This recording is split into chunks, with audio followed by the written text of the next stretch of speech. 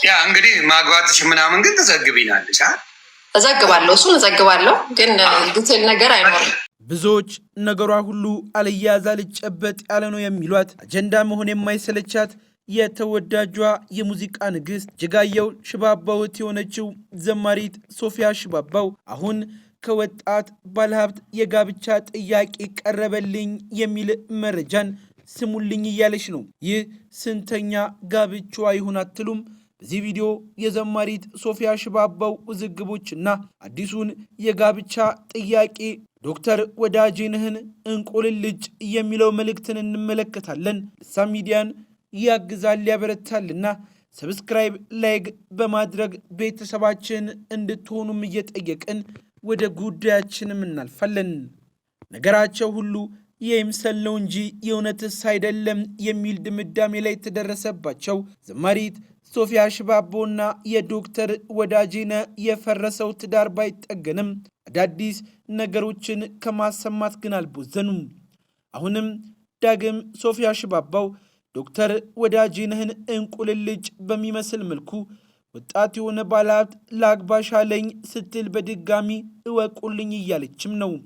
የነገሩ እውነታ ምንድን ነው ያሉ ብዙዎች ደግሞ ውሸት ነው የዶክተር ወዳጄነህን ልብ ክው ለማድረግ ነው ቢሉም፣ በሌላ ወገን የለም መቼም የማይጠገን ትዳር እንደሆነ አረጋግጧል። እሱም አዲስ መንገድ ስለጀመረ ምናልባትም ለማስቀናት የታሰበ ነው እያሉ ይገኛሉ። ብዙዎች ለሁለቱ የቀድሞ የትዳር አጋሮች በላኩት ደብዳቤ መሰረትም ይድረስ ለዘማሪ ሶፊያና ለዶክተር ወዳጄነህ በትዳር የኖራችሁት 7 ዓመታት እንደሆነ ይታወቃል።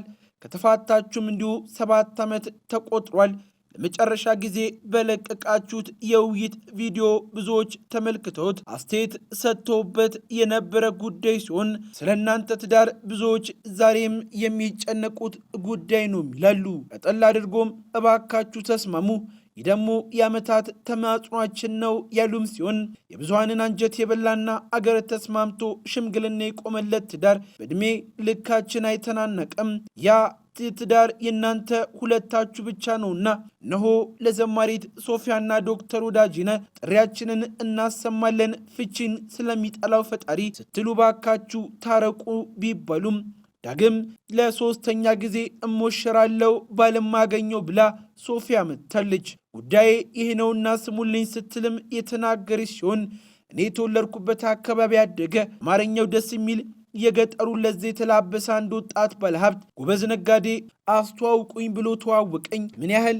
ስራዎችን እንደሚያደንቅና እንደሚወደኝ ነግሮኝ የጋብቻ ጥያቄ አቀረበልኝ ስትልም በፔጇ በኩል አስተላልፋለች። እናም እኔ ደግሞ ስለ ቀና አመለካከቱ አመስግኜ በጌታ ነው ወይ ብዬ የጠየቅኩ ጊዜ እንደዚያ እንኳን አልነበርኩም፣ አንቺ ጥያቄን የምትቀበይ ከሆነ ግን ያንን ከማድረግ ወደኋላ አልልም እንዳለኝ አስረግጦ ነግሮኛልም ትላለች።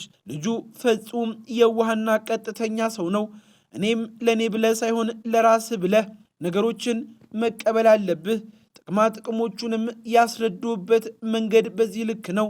ከዚያም የምወዱ አገልጋይ ጠርቼ እሱ እንዲጸልይለት ካደረግኩ በኋላ ዳግም ደውሎ አሁን ነገሮችን እያከናወንኩ ነው፣ አሁንስ ፍቅራችንን መጀመር እንችላለን ወይ የሚል ጥያቄን ይጠይቀኛል ስትልም ታስረዳለች። ነገር ግን የደህንነት ትምህርት ተማር፣ አምላክ የፈቀደ እንደሆነም መወየትም መጸለም የሚቻለው አሁን ስለማንም ጉዳይ ማውራት አይፈቀድም የሚል ምላሽን ሰጠውትና ተማርን በኋላ እንጃልህ ያልሽኝ እንደሆነ ምን አባቴ ሊውጠኝ ነው የሚል ሐሳብን አቀርቦልኛልም ትላለች። ነገር ግን በመማርህ የዘላለም ሕይወትን አትርፈ መሄድ ነው፣ ምንም አትጎዳም ስለም ብዙም ያልተዋጠለት የወዳጄ ለጋብቻ ያሰበኝ ሀብታም ነጋዴ የመኪና መሸጫ ቤት ወስዶ የ6 ሚሊዮን ብር መኪና በስምሽ ገዝቼ ልስጥሽ፣ አንቺን ለማስደሰት ምንም ከማድረግ ወደኋላ አልልም፣ በገንዘብ ለማታለል እየሞከርኩ አይደለም፣ ነገር ግን እንድታገቢኝ ብቻ ነው የምፈልገው የሚል ሐሳብን እያንሸራሸረልኝ ነበር ስትልም ጽፋለች።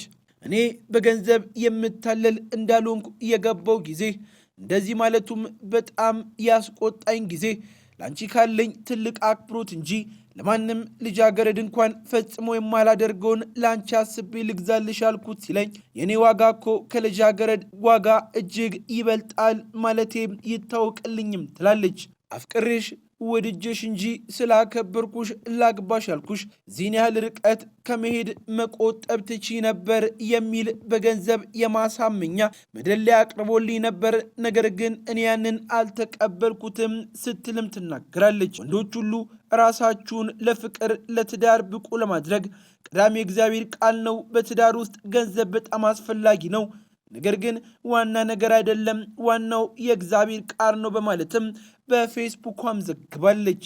ዘማሪት ሶፊያ ሽባባው ለሴቶች ያስተላለፈችው መልእክት እንዲህ ያለ የሚቀጥል ሲሆን እህቶች ወንድሞች ሲያጫዋችሁ ስንጋባ የ100 ሚሊዮን ብር ቤት ልግዛልሽ፣ ደረጃ 1 መኪና አስነዳሻለሁ፣ የፈለግሽውን ንግድ እከፍትልሻለሁ፣ ዓለምን አሽከረክርሻለሁ፣ በሰማይ አበርሻለሁ የሚላችሁን የምራት ውሰዱ።